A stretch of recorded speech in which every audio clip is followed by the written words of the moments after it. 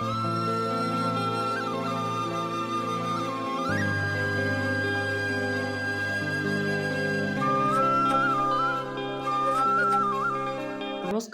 মই ডক্টৰ আসমা বেগম অসমৰ পৰা। আজি আপোনালোকৰ আগত মোৰ বক্তব্য ৰাখিবলৈ গৈ মই খুবেই আনন্দিত হৈছোঁ। অসমৰ পৰা আহি ব্ৰিক্স ছামিট 2024 ছেণ্ট পিটাৰবৰ্গ ৰাছিয়াত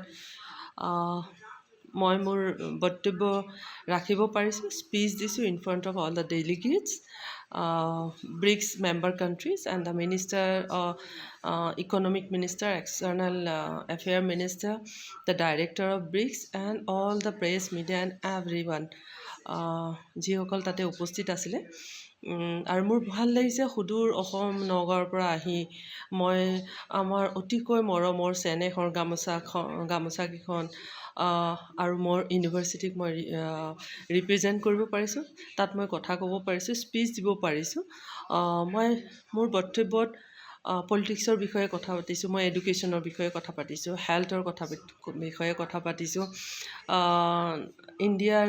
ইণ্ডিয়া ৰাছিয়াৰ যি মিত্ৰতা তাৰ ওপৰত কথা পাতিছোঁ।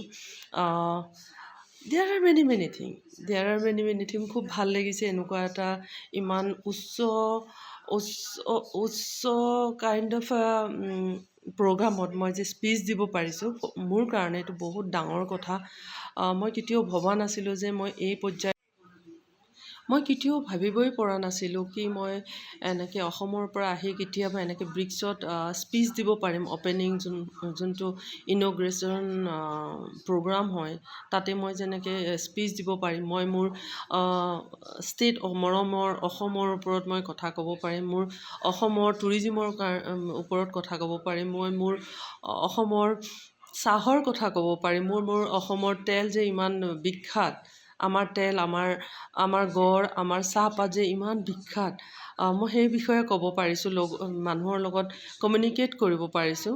মই মোৰ ইউনিভাৰ্চিটিৰ কথা, শিক্ষাৰ কথা মই মানুহৰ আগত ক'ব পাৰিছোঁ। ইউনিভাৰ্চিটি অফ ছায়েন্স এণ্ড টেকন'লজিৰ যি প্ৰগ্ৰেছ তাৰ বিষয়ে মই ক'ব পাৰিছোঁ। চবতকৈ ডাঙৰ কথা, এইখন এখন বৰ ধুনীয়া ক্লিন চহৰ হয় ৰাছিয়াৰ। ইয়াৰ মানুহৰ থিংকিংবিলাকেই কিবা বেলেগ ধৰণৰ। আপোনালোকে যেতিয়া আহিব আপোনালোকে গম পাব মানুহখিনিৰ মেণ্টেলিটি কেনেকুৱা। এনেকুৱা এটা জেগাত মই আহি পেলাই নিজৰ ষ্টেটখনক মই যে ৰিপ্ৰেজেণ্ট কৰিব পাৰিছোঁ। মই ষ্টেট বাৰে এইকাৰণে কৈ আছোঁ, প্ৰথমতে মই অসমীয়া, মই গৌৰৱান্বিত, আৰু মই ভাৰতৰ পৰা এনেকৈ ডেলিগেশ্যনত আহিছোঁ। খুবেই ভাল লাগিছে। আপোনালোকৰ লগত আৰু কথা হ'ম যেতিয়া মই ডিব্ৰুগড়ত পাম। ইয়াত বহুত ঠাণ্ডাত থাকিব পৰা নাই। লগ পাম সোনকালে।